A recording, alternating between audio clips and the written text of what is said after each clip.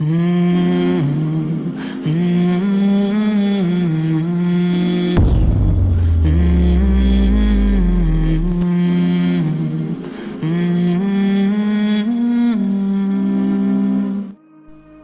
زبان میں نہایت آسان ترجمہ و تفسیر اظہار القرآن کے اجرا کے موقع پر عالمی فہم قرآن کانفرنس میں آپ کا خیر مقدم ہے۔ اس کانفرنس کے کنوینر ہیں حضرت مولانا انیس احمد آزاد قاسمی بالگرامی نقشبندی صاحب۔ اس کانفرنس میں ہمارے خصوصی مہمان کرام ہیں حضرت مولانا سید ولی رحمانی صاحب، حضرت مولانا قاری سید محمد عثمان صاحب، حضرت مولانا شاہ فضل الرحیم مجددی صاحب، حضرت مولانا عبدالخالق سنبھلی صاحب، حضرت مولانا مفتی محمد ایوب صورتی صاحب، حضرت مولانا لطیف الرحمن مکی صاحب، حضرت مولانا عبدالحمید نعمانی صاحب، حضرت مولانا سید محمد طلحہ صاحب، حضرت مولانا مفتی شبیر احمد صاحب، حضرت مولانا مفتی رحیم اللہ خان صاحب، حضرت مولانا مفتی عبد المغنی صاحب، حضرت مولانا مفتی شعیب اللہ مفتاحی صاحب، حضرت مولانا مفتی نذیر احمد صاحب، حضرت مولانا ڈاکٹر محمد عمر گوتم صاحب، حضرت مولانا عبد الرحیم فلاحی صاحب، جناب ڈاکٹر تابش مہدی صاحب، حضرت مولانا محمد عاصم قاسمی صاحب، جناب ڈاکٹر سید فاروق صاحب، حضرت مولانا مفتی محمد اشرف صاحب اور حضرت مولانا رسال الدین حقانی صاحب۔ تو ریمائنڈر ٹی وی کے حوالے سے سماعت فرمائیں عالمی فہم قرآن کانفرنس۔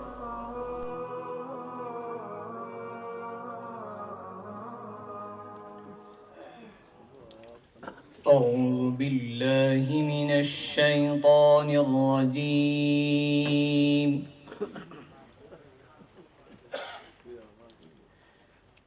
بسم اللہ الرحمن الرحیم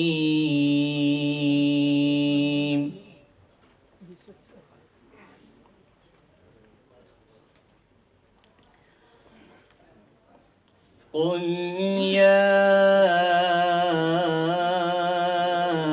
ایہا الکافرون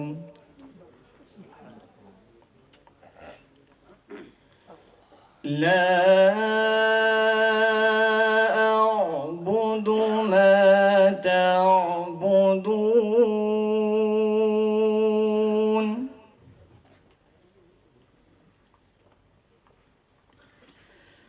ولا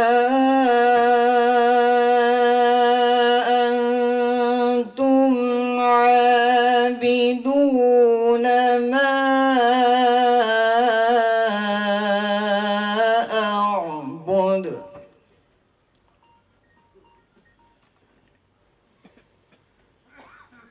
ولا أنا عابد ما عبدتم ولا أنتم عابدون ما أعبد لكم دينكم ولي دين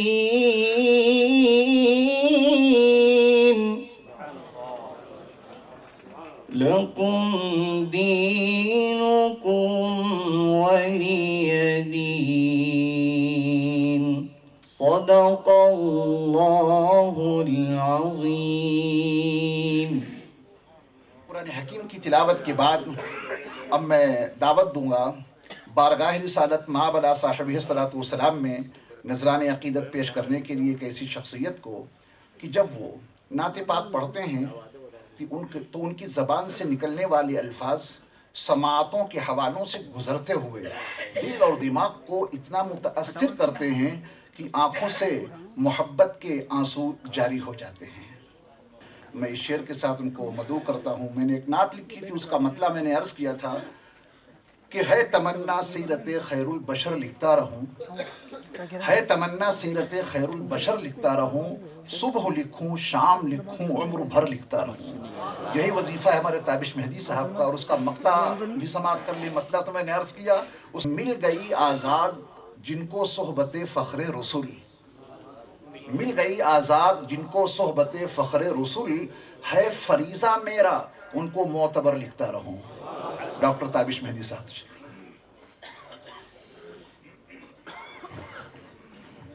السلام علیکم ورحمۃ اللہ وبرکاتہ.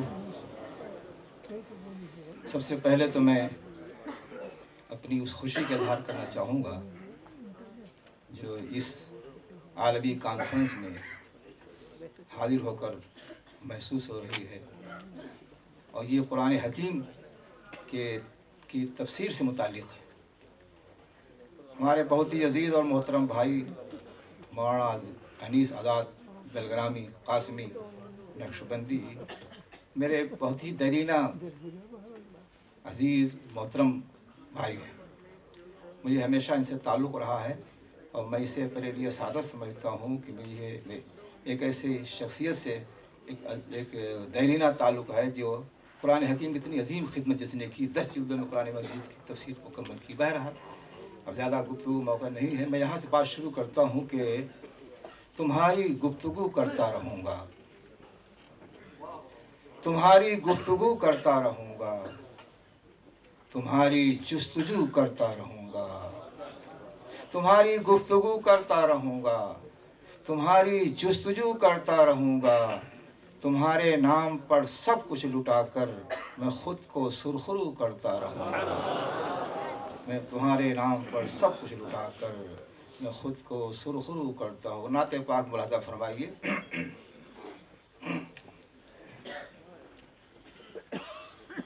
سن لو یہ اعلان ہمارا کل بھی تھا اور آج بھی ہے. سن لو یہ اعلان ہمارا کل بھی تھا اور آج بھی ہے. سن لو یہ اعلان ہمارا کل بھی تھا اور آج بھی ہے. دین نبی سے دل کا رشتہ کل بھی تھا اور آج بھی ہے. دین نبی سے دل کا رشتہ. سن لو یہ اعلان ہمارا کل بھی تھا اور آج بھی ہے. دین نبی سے دل کا رشتہ کل بھی تھا اور آج بھی ہے. فیض نبی کا بہتا دریا کل بھی تھا اور آج بھی ہے. فیض نبی کا بہتا دریا کل بھی تھا اور آج بھی ہے. شمع ہدایت اسوا ان کا کل بھی تھا اور آج بھی ہے. شمع ہدایت. یہ شعر کو ملاحظہ فرمائیے کہ نام نبی سے جلنے والے آج بھی ہیں اور کل بھی تھے. نام نبی سے جلنے والے آج بھی ہیں اور کل بھی تھے. نام نبی کا جھنڈا اونچا کل بھی تھا اور آج بھی ہے. نام نبی سے جلنے والے آج بھی ہیں اور کل بھی تھے. نام نبی کا جھنڈا اونچا کل بھی تھا اور آج بھی ہے. انا آتینا کل کوثر شان مقدس ہے جس کی. انا آتینا کل کوثر شان مقدس ہے جس کی. وہ ساری دنیا کا اجالا کل بھی تھا اور آج بھی ہے. وہ ساری دنیا کا اجالا، انا آتینا کل کوثر، شان مقدس ہے جس کی، وہ ساری دنیا کا اجالا، کل بھی تھا اور آج بھی ہے، چاہے تن من سب جل جائے، دین نبی شاداب رہے، چاہے تن من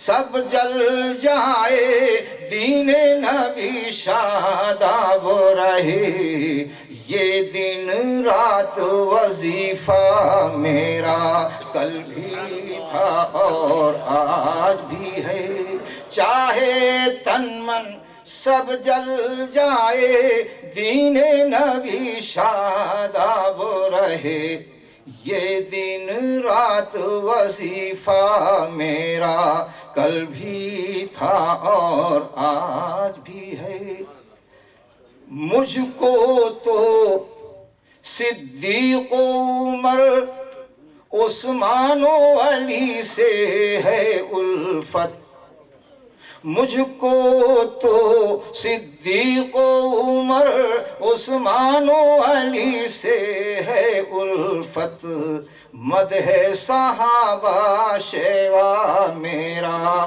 کل بھی تھا اور آج بھی ہے، مدح صحابہ شیوا میرا، تابش روشن ہر پہلو ہے ان کی کتاب سیرت کا، تابش روشن ہر پہلو ہے ان کی کتاب سیرت کا، جگمگ جگمگ صفحہ صفحہ کل بھی تھا اور آج بھی ہے، جگمگ تابش روشن ہر پہلو ہے ان کی کتاب سیرت کا، جگمگ جگمگ صفحہ صفحہ کل بھی تھا اور آج بھی ہے، سن لو یہ اعلان ہمارا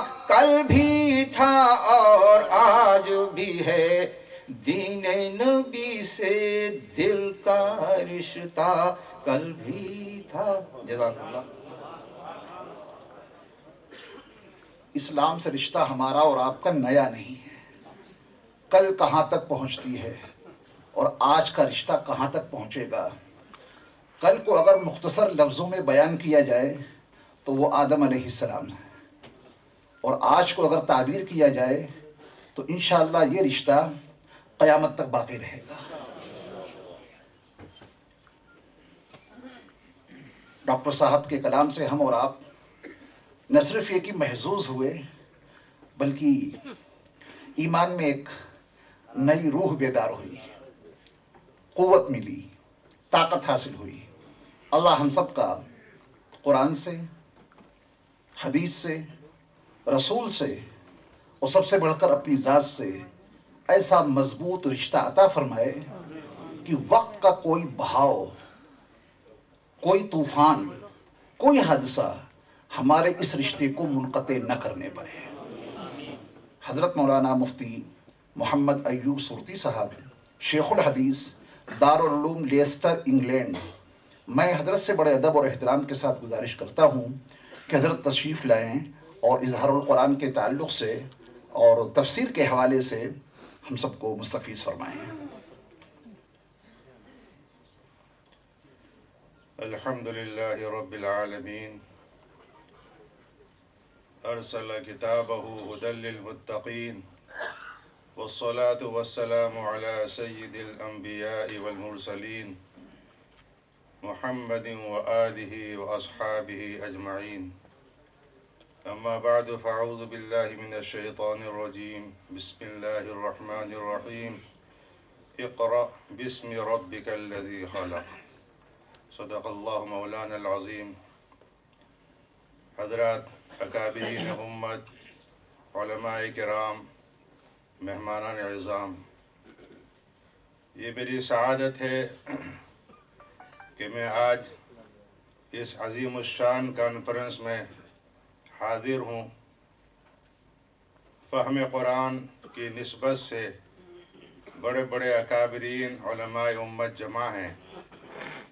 असल ख़िताब और असल बयान इन्हीं अकाबिर का, इन्हीं हज़रात का है। मैं तो सिर्फ़ अपने उस ताल्लुक़ का इज़हार करना चाहता हूँ जो हमें इज़हारुल कुरान के मुसन्निफ़ से है। ये तफ़सीर जहाँ तक मेरे इल्म में है, आज से 40-50 साल पहले क़िस्तों में बहुत मामूली कागज़ पर और हल्की फुल्की तबाअत के साथ हज़रत क़ारी इज़हार साहब दामत बरकातुहुल आलिया के वालिद हज़रत क़ारी अख़लाक़ अहमद साहब रहमतुल्लाह अलैह जो इदारा दरस कुरान के बानी थे, ये उनके इंतज़ाम में शाये होती रही। हज़रत क़ारी इज़हार साहब दामत बरकातुहुल आलिया मुफ़स्सिर कुरान भी हैं और इन्होंने इंग्लैंड में एक ही मस्जिद में अज़ीमुश्शान ख़िदमात अंजाम दी हैं। उनके बेटे अज़ीज़ गिरामी हज़रत मौलाना क़ासिम रशीद साहब दामत बरकातुहुम मेरे ख़ैश भी हैं। उन्होंने अल खैर फाउंडेशन UK के नाम से जो एक अज़ीमुश्शान इदारा कायम किया है, अल्हम्दुलिल्लाह उसका फैज़ तकरीबन पूरी दुनिया में पहुंच रहा है। उन्होंने अपने वालिद और दादा के इस तुरास इल्मी के शाये करने का एक अज़ीम मंसूबा बनाया। पहले भी एक अंदाज से शाये हुई है, लेकिन जिस आला और उम्दा मयार से कुरान करीम की निस्बत से शाये होना चाहिए, उसके लिए वो किसी वक्त के और किसी साहिब सलाहियत आलिम के उस काम के करने के मुंतज़िर थे। अल्लाह ताला ने ग़ैबी इंतज़ाम के तहत मुफ़स्सिर कुरान हज़रत मौलाना अनीस अहमद बलगरामी दामत बरकातुहुम को इस काम के लिए चुन लिया और उन्होंने उसी ज़मीन पर अपने उम्दा और आसान और फ़हम नशीन अंदाज से इस पर काम किया है और आज अल्हम्दुलिल्लाह 10 जिल्दों में तफ़सीर इज़हारुल कुरान के नाम से आपके सामने उसका इजरा होने वाला है। इजरा के माने तारुफ़ के हैं। पहले ज़माने में इनफरादी तारुफ़ हुआ करता था। हज़रत मौलाना ने मुनासिब समझा कि एक आलमी कॉन्फ्रेंस मुनाक़िद की जाए जिसमें अकाबिर मिल्लत हों, उलमाए उम्मत हों, उनके हाथों से इसका इजरा हो।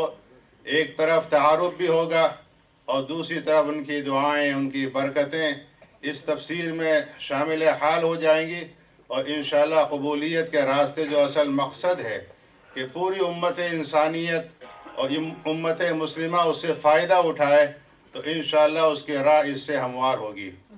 मैं तकरीर का आदी नहीं हूँ। तकरीर तो माशाअल्लाह अरबाब इल्म फ़ल खूब करेंगे। आप हज़रात उनके इफ़ादात से इंशाअल्लाह मुस्तफ़ीद होंगे। मुझे हुक्म था कि मैं चंद मिनट के लिए भी इस कॉन्फ्रेंस में हाज़िर हूँ और कुछ बातें अर्ज़ करूँ। इस पर मैंने ये बातें अर्ज़ की हैं। मैं दुआ करता हूँ कि अल्लाह ताला इस कॉन्फ्रेंस को बहुत ही कामयाबी से हमकिनार फरमाए और जो मकसद है कि फ़हम कुरान का एक रास्ता मज़ीद खुल जाए, अल्लाह ताला उसका गैब से ये इंतज़ाम फरमा रहे हैं और आप हज़रात की इस इजलास में शिरकत इंशाअल्लाह कामयाबी की ज़मानत होगी। अल्लाह ताला हम सब को कुरान करीम से ताल्लुक़ और उससे अक़ीदत, उससे मोहब्बत और उस पर अमल करने की तौफ़ीक़ अता फ़रमाएँ। व आख़िरु दावाना अनिल हम्दुलिल्लाहि रब्बिल आलमीन। जज़ाकल्लाह। कुरान हकीम के मुतरादिफ़ात पे भी हमारे अकाबिर उलमा ने काम किया है। एक बड़ी अहम किताब है, उसका नाम ही है मुतरादिफ़ातुल कुरान। उसमें फाजिल मुसन्निफ़ ने जो अहम कोशिश की है, उसका मुताला करने के बाद कुरान हकीम की अज़मत और उसकी रिफ़ात शान और उसका अंदाज़ बयान اور زیادہ دلوں کی گہرائیوں میں اترتا چلا جاتا ہے۔ ایک مثال عرض کرتا ہوں قرآن کے حوالے سے۔ دنیا کا کوئی بھی انسان جب مرتا ہے تو قرآن حکیم کی تعبیر ہے فَأَقْبَرَهُ، اسے قبر میں جانا ضروری ہے۔ قبر وہی نہیں جس میں کوئی گڑھا کھود کے انسان کو زمین دوز کیا جائے۔ ایک انسان کو گڑھا کھود کے زمین دوز کیا گیا، وہ اس کے لیے قبر ہے، اور کوئی انسان مرا، اس کو سمندر میں پھینک دیا گیا، وہ سمندر ہی اس کے لیے قبر ہے۔ اور کسی انسان کے مرنے کے بعد اس کو جلا دیا گیا، یہ آتش اور یہ آگ ہی اس کے لیے قبر ہے۔ اور کوئی حادثے کا شکار ہوا اور اس کا وجود ریزے ریزے میں تبدیل ہو گیا، اس کے لیے بھی قبر ہے۔ کائنات کا کوئی انسان قبر سے باہر جا ہی نہیں سکتا۔ الم نجعل الارض کفاتا، قرآن کی بڑی عجیب تعبیر ہے، احیاء و امواتا۔ کیا ہم نے زمین کو جمع کرنے والا، گھیرنے والا نہیں بنایا؟ ہاں بنایا ہے۔ زندوں کو اس نے اپنی چھاتی پہ جمع کر رکھا ہے، اور مردوں کو اس نے اپنے سینے میں جمع کر رکھا ہے، کوئی باہر نہیں جا سکتا۔ اب یہ قبر ہے۔ قرآن حکیم کی انداز بیان دیکھیں کہ اس نے انسانوں کو جب قیامت کے دن اٹھایا جائے گا نفخہ ثانیہ کے بعد، تو انسان کہاں سے نکلیں گے؟ ایک تعبیر یہ ہے کہ انسان قبروں سے نکلیں گے، اور دوسری تعبیر یہ ہے کہ یوم یخرجون من الاجداث، یہ لفظ اجداث بھی قبر کے ہی ہم معنی ہے۔ اب مترادفات القرآن پہ جن لوگوں نے کام کیا ہے، ہمارے ہاں اردو زبان میں تو مترادف کی کوئی زیادہ اہمیت نہیں ہوتی۔ ایک لفظ کا جو دوسرا لفظ مترادف ہوتا ہے، ہم سمجھتے ہیں کہ دونوں ہم معنی ہیں، لیکن عربی زبان کی وسعتیں، اس کی ہمہ گیری اور اس کی گہرائی اور اس کی گہرائی کس قدر زیادہ اہم ہے، اس کا اندازہ قرآن کی اس تعبیر سے دیکھیں کہ انسانوں کو جب قیامت میں اٹھایا جائے گا، کہاں سے نکلیں گے؟ قبور سے۔ اور کہاں سے نکلیں گے؟ اجداث سے۔ اب بظاہر تو ہمارے ہاں اردو زبان میں بڑی تنگ دامنی ہے، اتنی وسعت نہیں جو عربی زبان کے دامن میں ہے، تو ہم مجبور ہیں دونوں کا ترجمہ یکساں کرنے کے لیے۔ لیکن مترادفات القرآن میں اس کی بڑی وضاحت جو کی گئی ہے کہ قرآن حکیم کا کوئی لفظ کما حقہ دوسرے لفظ کا مترادف ہے ہی نہیں، وہاں اس کی وضاحت موجود ہے۔ اس کو توجہ سے سنیں اور قرآن کریم کے انداز بیان پر قربان جائیں۔ کہیے سبحان اللہ۔ قبر وہ ہے جس کا نشان موجود ہے۔ میں آپ کی آسان زبان میں آپ کو بتاتا ہوں، قبر وہ ہے جس کا نشان موجود ہو، اور کسی مقام پہ کوئی انسان دفن ہے اور اس کا کوئی قبر کا کوئی نشان موجود نہیں، اسے آپ کیا کہیں گے؟ کتنی قبروں پہ ہوٹل کھڑے ہیں، کتنی قبروں پہ دریا بہہ رہے ہیں، کتنی قبروں پہ انسان بیٹھ رہے ہیں اور سو رہے ہیں۔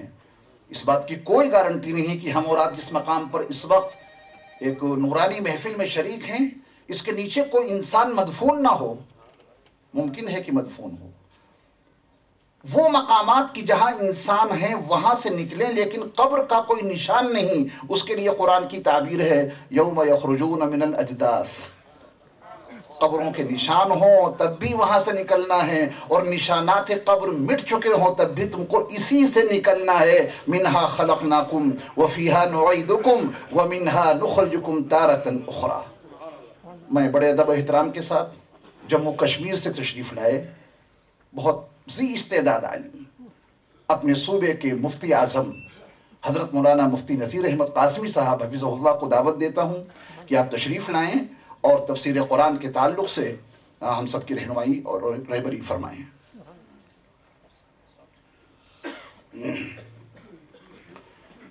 بسم اللہ الرحمن الرحیم۔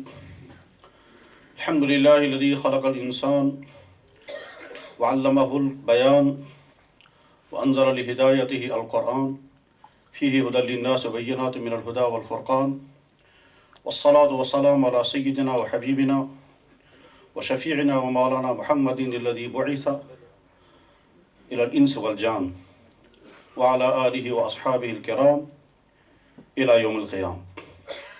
اما بعد، قال اللہ تبارک و تعالی فی کتابہ العظیم ذلک الکتاب لا ریب فیہ۔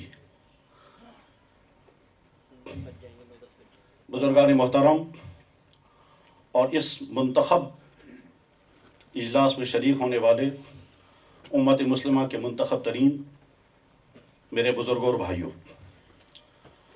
قرآن وہ مقدس کتاب ہے جو مقدس ترین ذات کی طرف سے مقدس ترین ذات پر، مقدس ترین سرزمین پر، مقدس ترین فرشتے کے ذریعے، مقدس ترین مہینے میں، مقدس ترین شب میں نازل ہوئی۔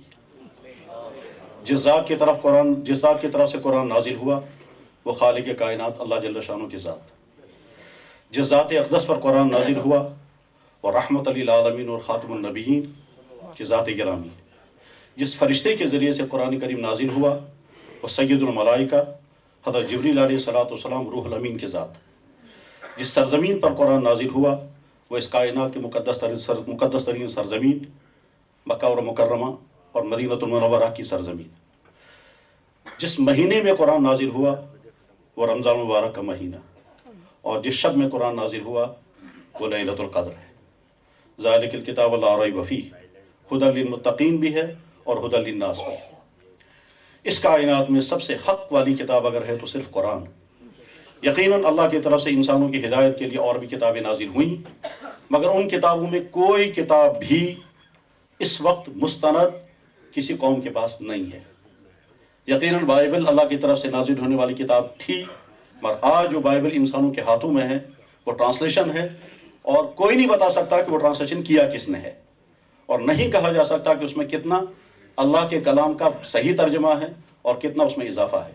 یہی حال دنیا کی دوسری ان قوموں کا ہے جن کے پاس کوئی بنیادی کتاب موجود ہے، لیکن صرف اور صرف ایک کتاب ایسی ہے قرآن کریم، جو ٹھیک انہی لفظوں کے ساتھ آج بھی ہمارے ہاتھوں میں ہے، جن لفظوں کے ساتھ وہ اللہ جل شانہ کی طرف سے جبریل کے حوالے ہوئی، اور جبریل نے محمد رسول اللہ کے حوالے کی، اور محمد رسول اللہ نے اس کو خود یاد کیا اور اپنے مقدس ترین صحابہ کو یاد کرایا، نمازوں میں پڑھایا، اور اس کے بعد پھر تاریخ کے عہدوں سے گزرتے گزرتے ہم تک پہنچی۔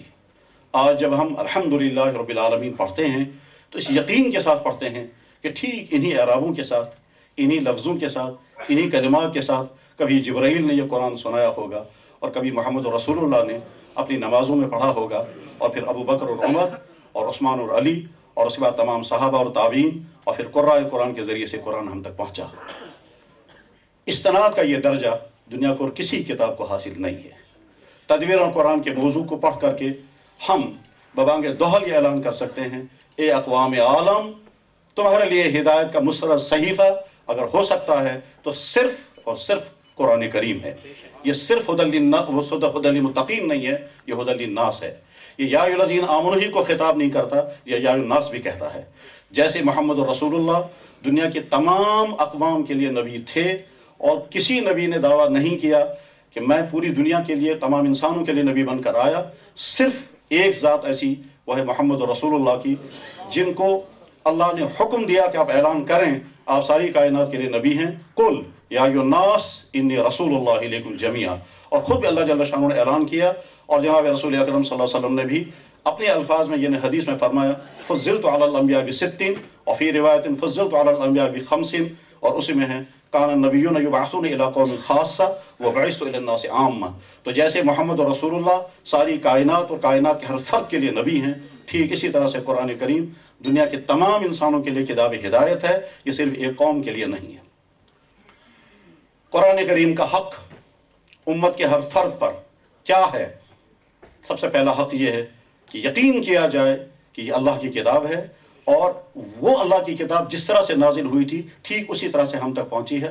الحمدللہ ہمارا پختہ یقین ہے، اور اسی کا نام ہے ایمان، کہ ہم یقین رکھتے ہیں یہ قرآن جو آج انسانوں کے ہاتھوں میں ہے یہ ٹھیک وہی قرآن ہے، اس کے نہ الفاظ میں کوئی تبدیلی ہوئی، نہ جملوں میں کوئی تبدیلی ہوئی، کسی طرح کا ایڈیشن، کوئی آلٹرنیشن یا کوئی کمی زیادتی نہیں ہوئی ہے، اور یہ صرف قرآن کا اعجاز ہے۔ ورنہ دنیا کی تمام بڑی مذہبی کتابیں اور بڑے سے بڑے مصنف کی کتاب ہر کچھ عرصے کے بعد، ایڈیشن کے بعد بدل جاتی ہے، الفاظ بدل جاتے ہیں، جملے بدل جاتے ہیں، تحقیقات بدل جاتی ہیں۔ صرف قرآن کتاب حق ہے، قرآن کتاب ہدایت ہے۔ قرآن سائنس کی کتاب تو نہیں ہے، لیکن سائنس کے بے شمار حقائق قرآن میں موجود ہیں۔ कुरान तारीख की किताब नहीं है, लेकिन तारीख कुरान में मौजूद है। कुरान फ़लसफ़ी किताब नहीं है, मगर फ़लसफ़ा कुरान में मौजूद है। कुरान समाजियात की किताब नहीं है, मगर समाजियात पर मुफस्सल गुफ्तगू कुरान में मौजूद है। कुरान हैवानात के मुतालिक तहक़ीक़ाती कोई ज़ूलॉजी की किताब नहीं है, मगर हैवानात पर अजीम तहक़ीक़ात कुरान में मौजूद है। कुरान कोई बॉटनी की किताब नहीं है, नबातात की किताब नहीं है, लेकिन नबातात की पूरी तहक़ीक़ात मौजूद है। कुरान करीम साइंसी किताब नहीं है, मगर साइंस के बेशुमार हक़ाइक़ कुरान में मौजूद हैं। और बाज़ दफ़ा ईमान में इजाफ़ा हो जाता है जब कोई नई तहक़ीक़ सामने आती है।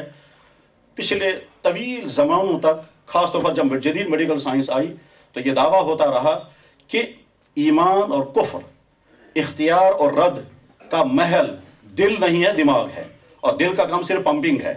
और बड़े अहले इल्म जानते थे कि एक तरफ से कुरान और हदीस है जो कल्ब को महल करार देता है ईमान और कुफ्र का, और दूसरी तरफ से मेडिकल साइंस है जो दिमाग को महल करार देती है इसका।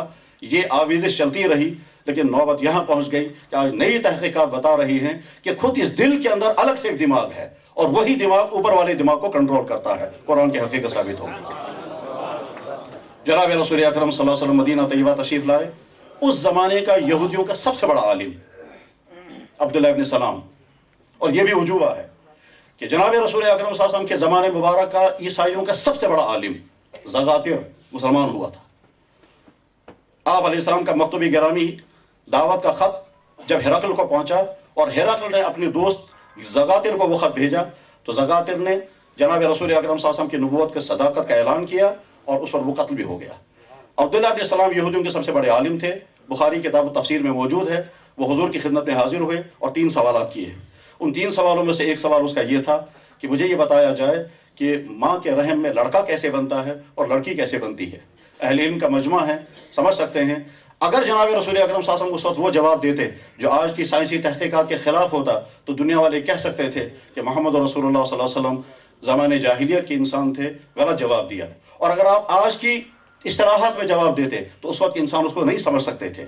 और आज की तहक़ीक़ क्या है, जो हालात मेडिकल से वाबस्ता हैं, वो समझ सकते हैं कि क्रोमोज़ोम की थ्योरी ये है कि मर्द के नुत्फ़े में 2 अज्जा होते हैं, एक को उन्होंने वाई नाम रखा और एक का नाम एक्स रखा, और औरत के जुज़ में, उसके बैज़े में 2 जुज़ होते हैं, दोनों का नाम एक्स रखा। और जब दोनों जब आपस में मिलते हैं तो अगर वाई एक्टिवेट हो गया तो लड़का बनता है, और अगर एक्स एक्टिवेट हो गया तो लड़की बनती है। यानी अगर मर्द का नुत्फ़ा औरत के नुत्फ़े पर गालिब आ गया और वाई ने हरकत की है तो लड़का बनता है, और अगर एक्स मुतहर्रिक हो गया और वाई फेल हो गया तो लड़की बनती है। ये हकीकत जहन में रखकर अब देखें, जब मोहम्मद रसूलुल्लाह सल्लल्लाहु अलैहि वसल्लम की खिदमत में अब्दुल्लाह इब्न सलाम ने सवाल किया कि लड़का कैसे बनता और लड़की कैसे बनती है, तो सलाम हो मोहम्मद रसूलुल्लाह की ज़ात अक़दस पर, आपने फरमाया यस्बिक़ु माउर रजुल अलल माइल मरअ, मर्द का नुत्फ़ा औरत के नुत्फ़े पर गालिब आ जाता है तो लड़का बनता है। ये ताबीर आज की क्रोमोज़ोम थ्योरी के ठीक मुताबिक है, वरना तो कह सकते थे कि उन्होंने कुछ और कहा और आज की तहक़ीक़ कुछ और है। कुरान साइंसी किताब नहीं है, मगर साइंसी हक़ाइक़ कुरान करीम में मौजूद हैं। कुरान किताब हिदायत है और वह हर तबके के लिए हिदायत है। उसका बुनियादी मौजू इंसानों को हिदायत पर लाना है। उस हिदायत पर लाने के लिए वो साइंसी हक़ाइक़ भी बयान करता है। उस बुनियाद साइंसी हक़ाइक़ भी बयान करता है। बिग बैंग थ्योरी तमाम दुनिया के लोग पढ़ते और पढ़ाते हैं। कुरान करीम में 2 लफ्ज़ों ने उसको बयान किया था, अवलम यरल्लज़ीना कफ़रू अन्ना समावाति वल अर्ज़ कानता रत्क़न फ़फ़तक़नाहुमा। बिग बैंग थ्योरी यही है कि 50 खरब साल पहले ये कायनात एक जमा हुआ मादा थी, अचानक उसमें कोई धमाका हुआ है, उस धमाके से ये मुंतशिर हो गई। कुरान ने 2 लफ्ज़ों में इसको बयान किया। तो कुरान किताबी हिदायत है, मगर इस हिदायत को बयान करने के लिए जब अल्लाह का तारुफ कराना हो तो हक़ाइक़ का तारुफ होता है, जब फ़लसफ़ियाना गुफ्तगू करनी हो तो वो भी आती है, जब साइंसी हक़ाइक़ बयान करनी हो तो वो भी आती हैं, जब तारीख़ बयान करनी हो तो अंबिया और कौमों की तारीख़ आती है, और जब समाजियात की इस्लाह करनी हो तो वो भी आती है। किताब इंसानों के लिए किताब हक़, किताब हिदायत है। इस कुरान करीम की तफसीर एक तरफ से लाजमी है और दूसरी तरफ से मुश्किल तरीन काम है। इस कुरान का सबसे पहला मुफस्सिर खुद अल्लाह जल्ल शानहू की ज़ात अक़दस, और दूसरे मुफस्सिर जनाब रसूल अकरम सल्लल्लाहु अलैहि वसल्लम, और उसके बाद फिर हज़रात सहाबा, और सहाबा के बाद जब तफसीर का सिलसिला शुरू हुआ तो तफसीरें अलग अलग नहजों पर लिखी गई। फ़लसफ़ियाना तफसीर भी लिखी गई, इमाम राज़ी की मफ़ातिहुल ग़ैब मशहूर है। मुतसव्विफ़ाना तफसीरें भी लिखी गई, अदबियाना तफसीरें भी लिखी गई, फ़िक़ही तफ़ासीर भी लिखी गई, और दूसरे नहजों से भी तफ़ासीर लिखी गई। आज का दौर जो साइंसी दौर है, सनअती दौर है, आज के दौर में तफसीर आज के माहौल को सामने रख कर के लिखने की ज़रूरत थी और है, और यकीनन यह कुरान का हम सब पर हक़ है। हज़रात, एक तरफ से हम बेइंतहा खुशकिस्मत हैं کہ ہم حاملین قرآن کی امت اور قرآن پر ایمان لانے والوں میں سے ہیں، لیکن دوسری طرف سے ہم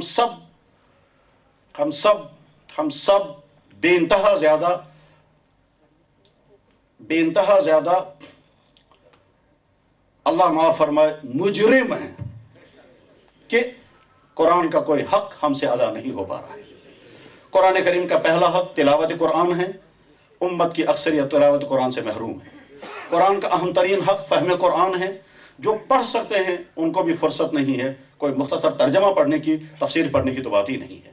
قرآن کا تیسرا لازمی حق عمل بالقرآن ہے، امت قرآن کتنا پر عمل کر رہی ہے وہ سب کے سامنے ہے۔ اور قرآن کا اہم ترین حق حفظ قرآن ہے، امت کتنا حفظ کر رہی ہے وہ سب کے سامنے ہے۔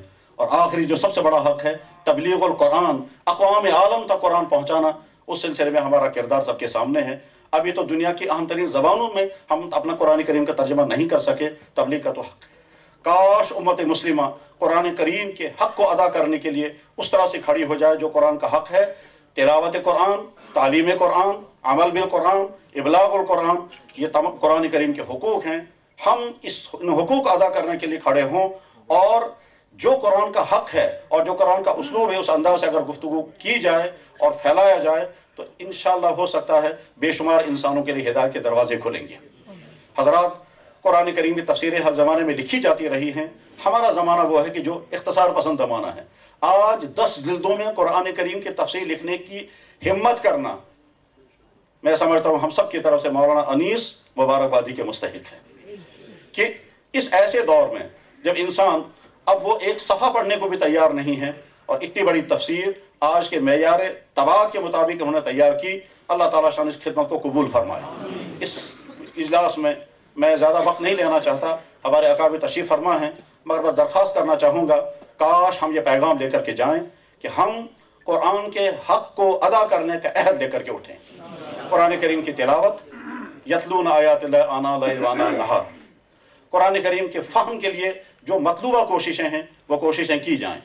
قرآن کریم کو دوسروں تک پہنچانے کے لیے جو کچھ کیا جانا چاہیے وہ ضرور ہو۔ کاش ہم نے قرآن کا اور صاحب قرآن کا تعارف دنیا کے قوموں کے سامنے کرایا ہوتا تو شاید دنیا کا نقشہ آج وہ نہ ہوتا جو اس وقت ہے۔ ہم نے قرآن کو اپنی بے عملی کی وجہ سے، اپنی سستی کی وجہ سے جزدانوں میں بند کر کے تو رکھا ہے، اور اگر ہم کبھی قرآن کھولتے بھی ہیں تو وقتی ضرورت کے لیے، معاف کیا جائے، ہمارا مقرر قرآن کھولتا ہے تو صرف اس لیے کہ مجھے تھوڑی سی تقریر کرنی ہے، کوئی آیت مجھے مل جانی چاہیے، اور ہمارا کوئی رائٹر قرآن کھولتا ہے صرف اس لیے کہ مجھے مضمون نگاری کرنی ہے، قرآن کی کوئی آیت مل جائے، اور اگر ہمارا وائز کوئی قرآن کھولتا ہے تو اس لیے کہ اپنی واز میں چند آیتوں کو میں نقل کروں گا، اور عام مسلمانوں کا تو حال سب کو سامنے ہے۔ جب ہمارا تعلق کی وقتی تعلق ہو تو اس کے معنی ہے کہ قرآن کے ساتھ ہماری طرف سے جو ظلم ہو رہا ہے یہ ظلم اور کسی کتاب پر نہیں ہے۔ شاید اسی صورتحال کے متعلق خود قرآن کہتا ہے وقال الرسول یا رب ان قومی اتخذ القرآن مہجورا۔ اللہ حفاظت فرمائے جب وہ منظر سامنے ہوگا کہ اللہ کے نبی علیہ الصلوۃ والسلام اپنی امت کے ان افراد کے متعلق فرمائیں گے یہ ہے وہ میری قوم جنہوں نے میرے قرآن کو چھوڑ دیا تھا۔ ان کو اخبار پڑھنے کی فرصت تھی، ان کو ٹی وی دیکھنے کی فرصت تھی، ان کو سپورٹ کی میگزینیں پڑھنے کی فرصت تھی، ان کو فلمی رسالے پڑھنے کی فرصت تھی، ان کو سارے سبجیکٹس پڑھنے کے لیے وقت بھی تھا، وہ سب کچھ تھا، شوق بھی تھا، لیکن میرے قرآن کو پڑھنا یہ ضیاء سمجھتے تھے۔ حضرت حذیفہ بن یمان رضی اللہ تعالیٰ کہا کرتے تھے یا اہل القرآن، اے قرآن والو، اللہ نے تم کو قرآن کے ذریعے سے عزت عطا کی ہے، اگر تم نے کسی اور جگہ اس عزت کو ڈھونڈا تو اللہ تم کو ذلیل کر دے گا۔ بخاری بھی حدیث موجود ہے۔ تو ہم عہد کر کے اٹھیں گے انشاءاللہ فہم قرآن کی اس کانفرنس سے، خود فہم قرآن کا پیغام لے کر نکلیں گے، اور پھر جو بھی ہم سے ملے اس تک قرآن کریم کی کوئی آیت اور اس کا ترجمہ، اور یقین جانیے جب کسی بھی انسان چاہے وہ ایمان سے محروم کیوں نہ ہو، جب اس کے سامنے اللہ کا تعارف آتا ہے قرآن کریم کے حوالے سے، انسانیت کا درس ہوتا ہے قرآن کریم کے حوالے سے، آخرت کا تذکرہ آتا ہے قرآن کریم کے حوالے سے، تو سخت سے سخت دل موم ہو جاتے ہیں۔ ہمارے بہت سارے بزرگوں کے تجربے ہیں جو دعوت کا کام کرتے ہیں کہ اللہ کا تعارف اور آخرت کا تعارف جب قرآن کی زبان میں ہوتا ہے تو اگلا شخص چاہے کتنا ہی متنفر کیوں نہ ہو، اور اگلے شخص کا کفر چاہے کتنا ہی سخت کیوں نہ ہو، اس کا دل موم ہو جاتا ہے۔ قرآن کی تاثیر یہی ہے۔ مجھے یاد آتا ہے ہمارے ماضی قریب میں مشہور قاری گزرے ہیں، قاری عبدالباسط، ان کا ایک انٹرویو چھپا تو ان سے پوچھا گیا کہ آپ نے قرآن پڑھا اور بہت ڈوب کر کے پڑھا، اور یہاں تک پڑھا کہ دنیا میں آپ کے لہجے کی نقل ہونے لگی تو آپ قرآن کی تلاوت کا کوئی واقعہ سنائیے. انہوں نے اپنا واقعہ بیان کرتے ہوئے کہا کہ جس ملک میں وہ رہنے والے تھے وہاں کے ایک سربراہ ہوا کرتے تھے اس زمانے میں جمال عبد الناصر. وہ روس گئے اور ایک دفعہ مجھے کہا کہ تم بھی میرے ساتھ چلو. کہتے ہیں مجھے اپنے ساتھ وہ لے گئے. جب وہاں کے بڑوں سے جو ان کو گفتگو کرنی تھی، جو میٹنگ کرنی تھی، وہ میٹنگ ختم ہو گئی تو انہوں نے ان وہاں کے لوگوں سے کہا کہ یہ ہمارے ساتھ ایک مہمان ہے، یہ آپ کو کچھ سنانا چاہتے ہیں. اور یہ کہہ کر مجھ سے کہا قرآن پڑھنا شروع کر دو. قاری عبد الباسط کہتے ہیں کہ میں نے سوچا یہاں مجھے کون سی تلاوت کرنی چاہیے. مجھے خیال آیا کہ وہی صورت مجھے پڑھنی چاہیے جس صورت نے عمر جیسے انسان کو پگھلا دیا تھا، طٰہٰ مَا أَنزَلْنَا عَلَيْكَ الْقُرْآنَ تَشْقَىٰ. قاری عبد الباسط نے طٰہٰ مَا أَنزَلْنَا عَلَيْكَ الْقُرْآنَ تَشْقَىٰ کی تلاوت شروع کی. اور جب تلاوت انہوں نے ختم کی تو وہ روسی ملحدین، وہ کمیونسٹ، ان میں سے بھی اکثریت کے آنکھوں سے آنسو گر رہے تھے اور ان کو بھی نہیں معلوم تھا کہ یہ آنسو ہماری آنکھوں سے کیوں گر رہے ہیں. قرآن کی تاثیر عجیب تاثیر ہے. میں مولانا انیس احمد آزاد بالگرامی جو ہمارے طالب علم کے زمانے کے ساتھی ہیں، اسی زمانے سے یہ شعلہ اور شبنم اور بہت متحرک اور فعال تھے. اللہ نے خدمت قرآن کے لیے ان کو قبول فرمایا. ان کو سجدہ شکر ادا کرنا چاہیے اور اخلاص کے ساتھ اور اخلاص کا استحضار کرنا چاہیے. اور اللہ کرے یہ تفسیر قرآن امت کے لیے فہم قرآن کا دروازہ کھول دے. وآخر دعوانا الحمدللہ. اپنے عالی مرتبت محترم مہمان حضرت مولانا مفتی رحمہ اللہ خان صاحب کو دعوت دیتا ہوں تشریف لائیں. قرآن حکیم میں مذکور جانوروں کے تعلق سے جو آپ کی تحقیق انیق ہے وہ پیش فرمائیں تاکہ ہم سب ان سے مستفیض ہوں. السلام علیکم ورحمۃ اللہ وبرکاتہ. الحمد للہ رب العالمین والصلاة والسلام علی رسولہ الکریم. اما بعد. بسم اللہ الرحمن الرحیم. ان اللہ لا یستحیی ان یضرب مثلا ما بعوضة فما فوقها. اسٹیج پر تشریف فرما تمام علماء کرام، مشائخ اور سامنے تشریف فرما سامعین، علماء، نوجوان، اسکالرز، دانشور صاحبان، بلا تمہید کے وقت کی قلت ہے، میں اپنی گفتگو شروع کر دوں. الحمدللہ ہم قرآن کے حوالے سے بار بار سن رہے ہیں قرآن کریم کتاب ہدایت ہے. جیسا کہ اس نے خود اپنا انٹروڈکشن، اپنا پریچے، اپنا تعارف پہلے ہی کرا دیا. ذالک الکتاب لا ریب فیہ ھدی للمتقین. سب کو معلوم ہے، علماء تشریف فرما ہیں، قرآن کریم کے اصل موضوع، سبجیکٹ اور وشے تین ہیں: توحید، رسالت اور قیامت. انہی تین مضامین پر قرآن پھیلا ہوا ہے. توحید کی آیات ہیں، رسالت کے سلسلے میں تمام انبیاء علیہ الصلوۃ والسلام کے قصے ہیں، اور جگہ جگہ قیامت سے متعلق واقعات، بعثت سے متعلق حالات اور آیات. لیکن اس کے باوجود جیسا کہ کہا گیا اور معلوم ہے اور قرآن کریم کا سب سے بڑا معجزہ ہے کہ موجودہ لیٹسٹ سائنس کا کوئی ایک نظریہ، کوئی ایک تھیوری قرآن کریم سے ٹکراتی نہیں ہے، بلکہ جیولوجی، زولوجی، کیمسٹری، بائیولوجی، اسٹرونومی، علم ارضیات، علم حیوانات، علم نفسیات، علم سماجیات کے ایسے نقطوں پر اور ادب عربی کے ایسے گوشوں پر روشنی پڑ جاتی ہے ضمناً کہ عقل انسانی حیران رہ جاتی ہے. قرآن کریم کا زولوجی سے، علم الحیوانات سے بڑا گہرا ربط ہے. قرآن کریم کی 6 صورتوں کے نام اللہ رب العالمین نے حیوانات پر رکھے ہیں. سورہ انعام، سورہ البقرہ گائے، سورہ نمل، سورہ نحل، سورہ عنکبوت اور سورہ فیل. 180 جگہ قرآن کریم کے اندر حیوانات एनिमल्स, जीव जंतु का तज़किरा, उनका खून, उनकी हड्डियां, उनके पर, उनका गोश्त, उनका गोबर, उनका दूध और उनकी इफादियत से मुताल्लिक ज़िम्नन आयात में तज़किरा आया है 180 जगह, 180 टाइम्स। 35 हैवानात का तज़किरा कुरान करीम में है। 35 एनिमल इन द कुरान, 35 हैवानात का तज़किरा कुरान करीम में है।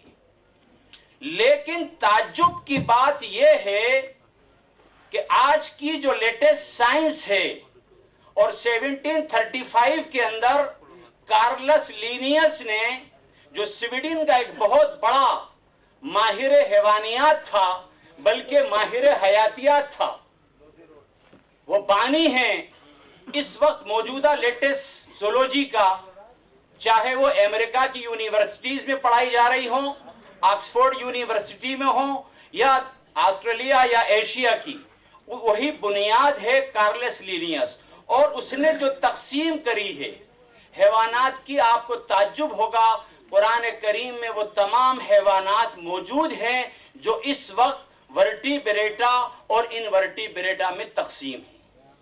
कहिए अल्लाह अकबर।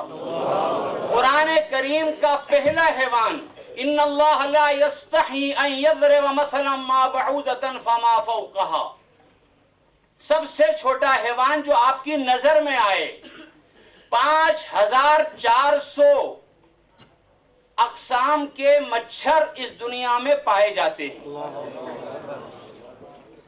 और अज आदम तईदम, जितने बनी आदम मच्छर से मारे गए, इतने शेर चीते से नहीं मारे गए। आपने सुना होगा येलो फीवर, मलेरिया, आजकल जीका वायरस बहुत चल रहा है, बड़ा हमलावर हो रहा है यूरोप में। गर्जे के मुतअद्दिद बीमारियों का ताल्लुक मच्छर से है। पहला हैवान अल्लाह फरमाता है कि अल्लाह ताला इस बात से नहीं शर्माता कि मच्छर या उससे भी कमतर किसी जानवर या किसी चीज की मिसाल बयान करे। अब किस ज़िम्ने में वो बात अलग है। सूरे बकरा की ये पहली आयत के अंदर इसका तज़किरा आया है। एक अजीब बात, इंटरनेशनल इंसेक्ट और इंटरनेशनल इनवर्टिब्रेटा या हैवानात रिखवा, वो हैवानात जिसमें हड्डियां नहीं हैं, इंटरनेशनल जो 5 कॉन्टिनेंट में पाए जाते हैं, 5 बर्रे आजम के अंदर जो मिलते हैं, और आजकल जिन पर बहुत ज्यादा तहकीक हो रही है और जिनके फवाइद पर काम हो रहा है, एकेडमियां कायम की जा रही हैं, उनका तज़किरा कुरान करीम में मौजूद है। वर्टिब्रेटा के वो जानवर यानी हैवानात फकरी के वो जानवर और 5 क्लासें कुरान करीम में मौजूद हैं। वक्त नहीं है कि मैं आपको तफसील से समझाता कि वर्टिब्रेटा की जो 5 क्लासें हैं, रातुस सदाया या मैमल, दूध पिलाने वाले जानवर, नंबर 1। नंबर 2, बर्ड्स या हितान या त्यूर, परिंदे, 10,500 अक़साम के परिंदे दुनिया में मौजूद हैं। अल्लाह फरमाता अफला यंजुरून, फरमाता अवलम यरौ इला तैरि फौक़हुम साफ़ातिन व यक़बिज़ना मा युमसिकुहुन्ना इल्ला रहमान। इन परिंदों को आप नहीं देख रहे जो सफ बांध कर चल रहे हैं। आप हजरात को अगर दिलचस्पी हो और कोई डक शूटिंग वाला हो, वो जानता होगा जो साइबेरियन डक्स माइग्रेशन करके, हिजरत करके बर्रे सगीर के जानिब आती हैं, या बुगलों को आपने वी की शक्ल में उड़ते हुए देखा होगा, सफ बांध करके। इसकी तरफ इशारा कर रहा है। एक फैमिली, एक आर्डर, एक स्पीशीज, मुख्तलिफ अक़साम के परिंदे सफ बांध करके चलते हैं। तीसरी क्लास है वर्टिब्रेटा की हितान या फिशीज, मछलियां। 32,000 अक़साम की मछलियां इस रूए जमीन पर पाई जाती हैं। جس میں سے 1/3 جو ہیں وہ میٹھے پانی کی ہیں، 2 حصہ کھارے پانی کی۔ قرآن کریم میں متعدد جگہ مچھلی کا تذکرہ ہے۔ حضرت یونس علیہ السلام کو جس مچھلی نے نگلا تھا، اس ناچیز کی تحقیق میں وہ ایک بہت بڑی ویل شارک تھی۔ ویل الگ ہے، شارک الگ ہے۔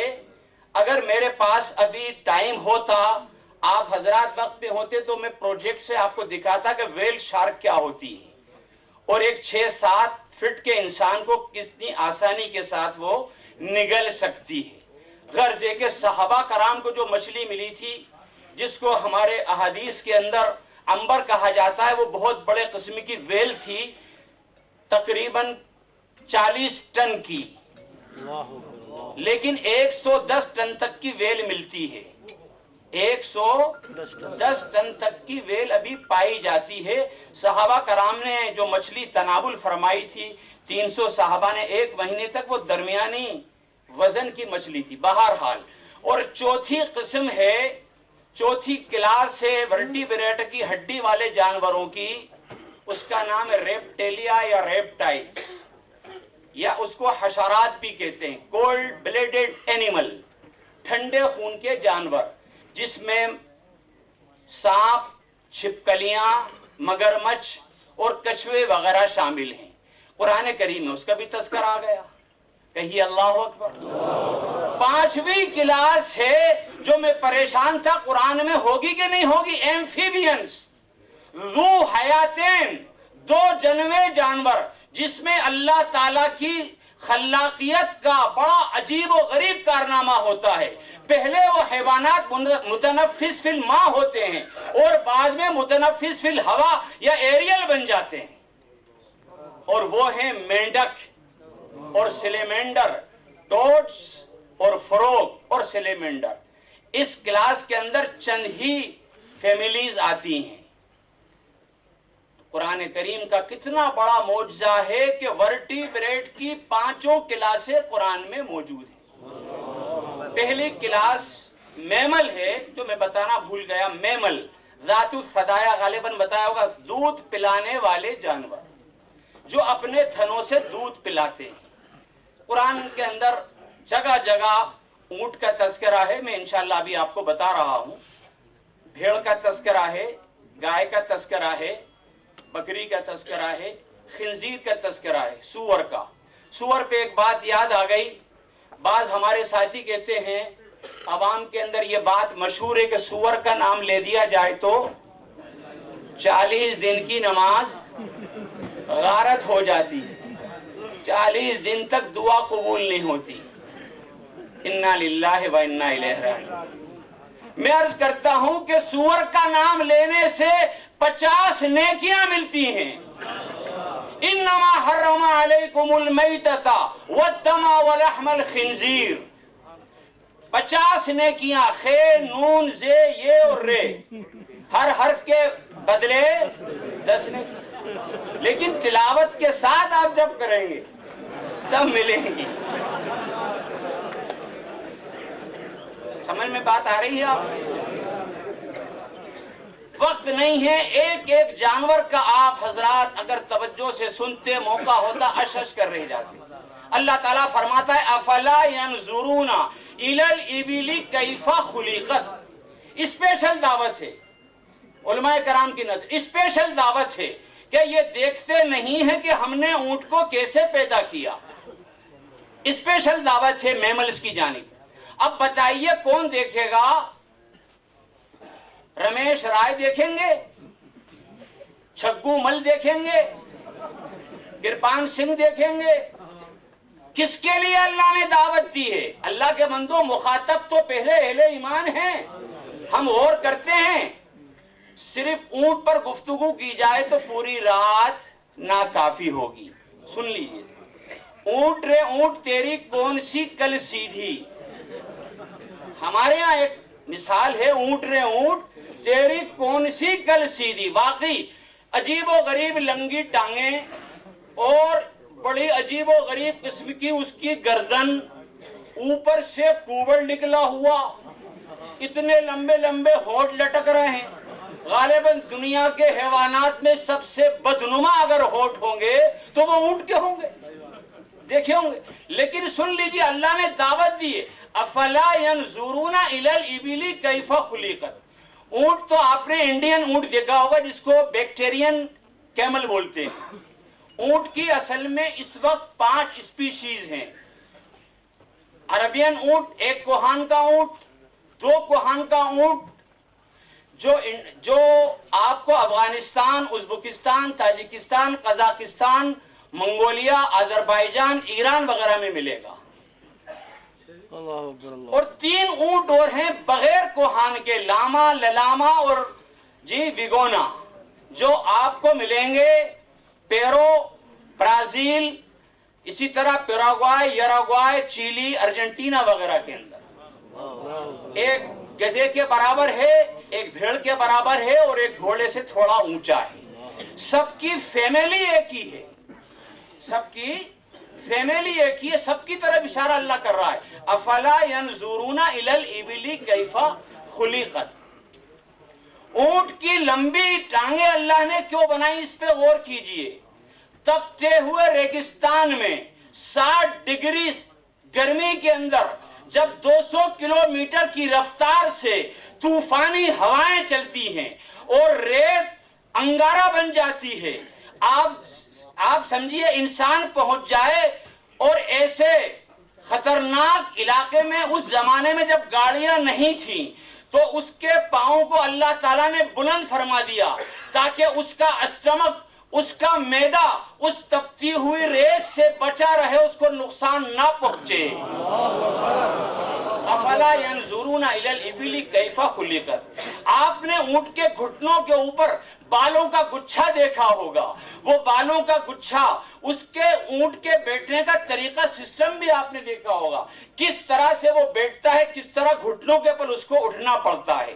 اگر وہ بال کے گچھے نہ ہوتے تو گرمی کی وجہ سے اس کی کھال، اس کی اسکن پھٹ جاتی. اسکن پروٹیکشن کے لیے، جلد کی حفاظت کے لیے اللہ تعالیٰ نے اس کے چاروں گھٹنوں کے اوپر بالوں کے گچھے بنا دیے. اس کی غلافی آنکھیں جب تھپیڑے چلتے ہیں طوفانوں کے اور ریگستانوں کے اندر، انسان کو اپنی زندگی بچانا مشکل ہو جاتی ہے. جہاں ریتوں کے پہاڑ ہوتے ہیں وہاں میدان بن جاتے ہیں، جہاں میدان ہوتے ہیں وہاں پہاڑ بن جاتے ہیں. ایسے طوفانی ماحول کے اندر اونٹ کے قافلے بغیر تکان کے چلتے رہتے ہیں اور ان کی آنکھ کھلی رہتی ہے. ایسا غلافی سسٹم اللہ رب العالمین نے اونٹ کی آنکھ میں بنایا ہے کہ ریت کا ایک ذرہ اس کی آنکھ میں نہیں جا سکتا. کہیے اللہ اکبر. اسی طرح اس کے ہونٹ، وہ کانٹے ببول کے 3 انچ کے، اگر کسی کی کھال میں پیوست ہو جائیں تو آپریشن کے ذریعے نکالنا پڑے، وہ اس طرح ان کانٹوں کو چباتا ہے جیسے ہمارے بچے لالی پاپ چوستے ہیں. ایک ایک چیز. اس کے اونٹ کی جو آپ نے کوہان دیکھی ہے وہ کیا ہے؟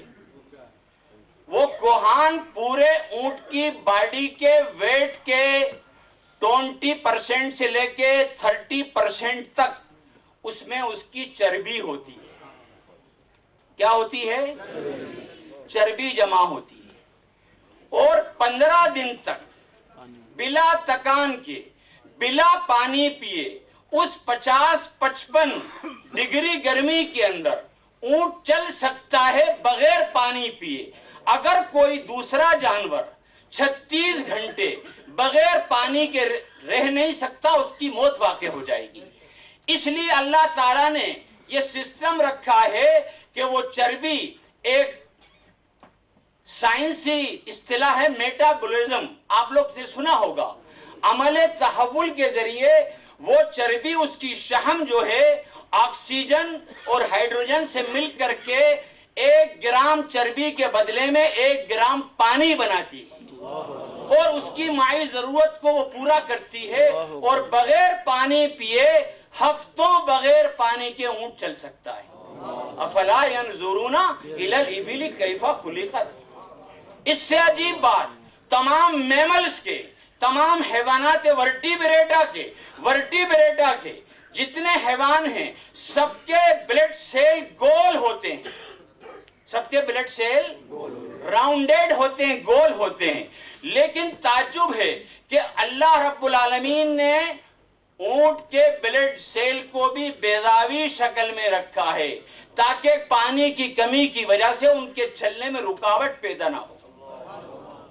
उसके अंदर जाए, इंटीरियर सिस्टम के अंदर भी अल्लाह ने दावत दी और बैरूनी साख के अंदर भी अल्लाह के मज़ाहिर हैं। अल्लाह ताला ने कुरान करीम में जिन जानवरों का तज़किरा किया है वही इलाही है, जिब्राइल लेकर के आए हैं, कोई मामूली बात नहीं है। आज भी ऊंट की भी इतनी अहमियत है, चाहे वो बैक्टीरियन ऊंट हो, चाहे दो कोहान वाला हो, और दुनिया की सबसे कीमती ऊन अगर हासिल की जाती है जो 12,000 रुपए किलो तक है, तो ललामा और विगोना जो बगैर कोहान वाले ऊंट हैं उनकी ऊन सबसे कीमती मानी जाती है। सूरह अल बकरा 13 जगह कुरान करीम में बकरा का तज़किरा आ रहा है। हजरत इब्राहिम पास साथी पूछते हैं कि भाई गाय का गोश्त सुना है कि मुज़िर है, अल्लाह के रसूल ने फरमाया है।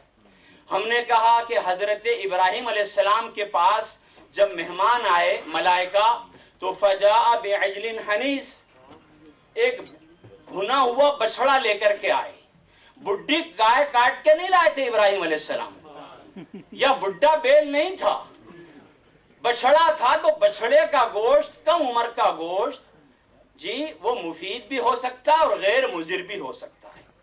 लिहाजा हमारे हिंदुस्तान के इस तनाजुर में तो उलमा तशरीफ फरमा है, इस्तेमाल करना ही नहीं चाहिए। अल्लाह ने बहुत सी नेमतें दी हैं, आपको खाने का शौक है, अल्लाह उम्रे की तौफीक अता फरमाए, सऊदी में खाइए, दुबई में खाइए, यहाँ इज्तनाब करना चाहिए। 800 ब्रीड्स गाय की हैं। एक एक जानवर पे मैं अगर तज़किरा करूंगा तो बहुत टाइम लग जाएगा। फबअसल्लाहु गुराबन यबहसु फिल अर्द, अल्लाह ताला ने कौवे को भेजा। ये काबिल और हाबिल का जो झगड़ा हुआ और जिसमें काबिल ने हाबिल को कत्ल किया, सबको मालूम है काबिल कातिल है, काफ वाला है, हाबिल मकतूल है, पहचान मालूम है ना। तो अल्लाह वो कैफ युआरी सौअता अखी, लाश को अपने भाई की ले लिए घूम रहा था। पहला कत्ल था इस कुर्रा अर्जी पर, क्या करूं। अल्लाह फरमाता है फबअसल्लाहु गुराबन यबहसु फिल अर्द, अल्लाह ने कौवा भेजा और उसने जमीन खोद कर दिखाई। तो ये मुअल्लिम आदम है, आप सबका हमारा उस्ताद है। उस्ताद को रिस्पेक्ट की जाती है ना, इतना उस्ताद है, बच्चा यूं झुकता है और कौवा उड़ता है ना। सारे माहिरीन त्यूर, बर्ड स्पेशलिस्ट इस बात पर मुत्तफिक हैं कि दुनिया का सबसे पुराना अगर कोई बर्ड है, कोई पक्षी है, कोई परिंदा है तो वो कौवा है।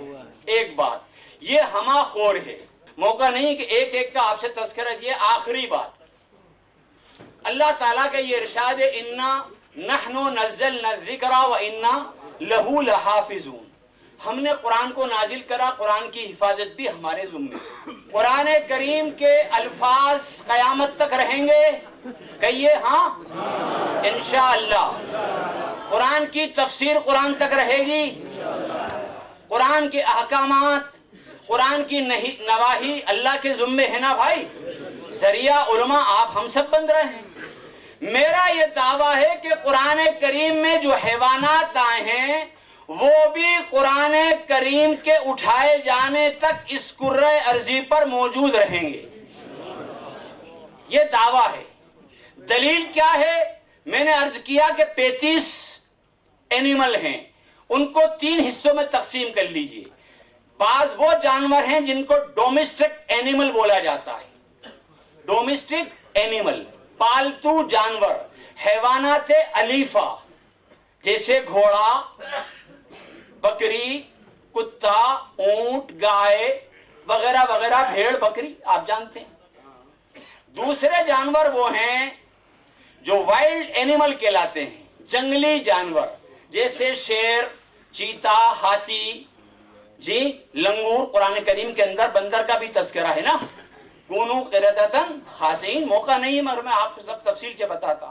اور تیسرے وہ جانور ہیں جو نہ جنگلی ہیں اور نہ پالتو ہیں، آزاد ہیں، جیسے مکھی. قرآن میں تذکرہ ہے مکھی کا، ہے نا بھائی، ذباب. اس کے متعلق سن لیجئے. ایک مکھی کی 6 ٹانگیں ہوتی ہیں. آج کی لیٹسٹ سائنس کے مطابق ہر ٹانگ میں 1 ملین بیکٹیریا ہوتے ہیں. 6 لاکھ بیکٹیریا کو لے کر ایک مکھی اڑتی ہے. 6 لاکھ بیکٹیریا کا مطلب ایک جیتا جاگتا ایک جانور. وہ ایک الگ بحث ہے بایولوجی کی کہ بیکٹیریا کسے کہتے ہیں اور فنگی کسے کہتے ہیں اور اینیمل کیا ہے. اور اسی طرح سے حضرت مولانا توجہ چاہوں گا، یہ وائرس کیا ہے، یہ بایولوجی کی ایک باتیں ہیں. خیر، تو 60 لاکھ بیکٹیریا کو لے کر ایک مکھی اڑتی ہے. تو مکھی کی کون، آپ دیکھ رہے ہیں مکھی ہر جگہ پائی جاتی. امریکہ جائیے، امریکہ سے ہمارے موقر مہمان تشریف لائیں، بھائی مکھی امریکہ میں ہوتی نہیں ہوتی. 2500 اقسام کی مکھیاں ہیں.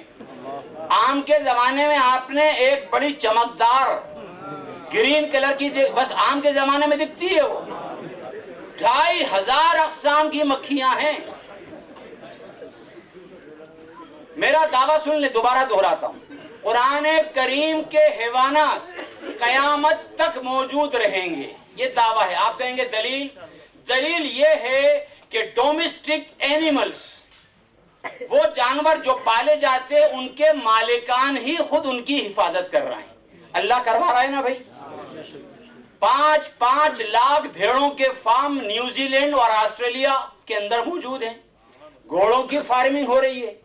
ہمارے ہندوستان میں تو گو کو ماتا مانا جاتا ہے، گو کو ماں کا درجہ دیا جاتا ہے.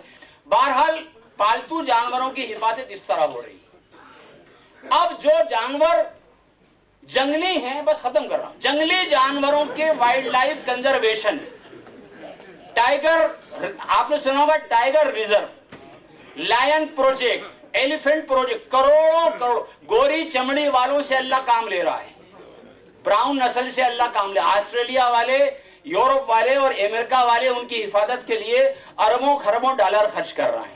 اسی طرح مچھر مکھی بغیر کسی کے زندہ ہے. ہمارے بھوپال کے اندر 1984 میں گیس ٹریجڈی ہوئی، مچھلیاں متاثر ہوئیں، مرغیاں مر گئیں، بھینسیں مر گئیں، 26,000 آدمی مر گئے، لیکن مچھر میاں چونکہ تو موجود، کوئی اثر نہیں پڑا. سپر طاقتیں لگی ہوئی ہے رشیا اور امریکہ، مچھر کو ابھی تک ختم نہیں کر سکی. آپ لوگ گرمی آ رہی ہے پریشان ہوں گے، وہ نہ جانے کیا کیا لگا کر کے گڈ نائٹ اور وہ اگربتیاں وغیرہ. بہرحال قرآن کریم کلام الہی ہے. ہمارا عقیدہ ہے کہ اس کے تمام مضامین اور اس کے تمام تفسیر حق ہیں، الحمدللہ قیامت تک باقی رہیں گی. میں مبارکباد پیش کرتا ہوں آخر میں میرے رفیق اور میرے محسن جناب حضرت مولانا انیس احمد صاحب بالگرامی دامت برکاتہم کو. انہوں نے مجھے یہاں موقع دیا اور ان تمام علماء کی زیارت کا مجھے موقع حاصل ہوا. مولانا اگر فرمائیں گے، آپ حضرات کو دلچسپی ہوگی تو انشاءاللہ 4 گھنٹے کا پروگرام پروجیکٹ کے ذریعے اسی حال میں ہوگا. تب آپ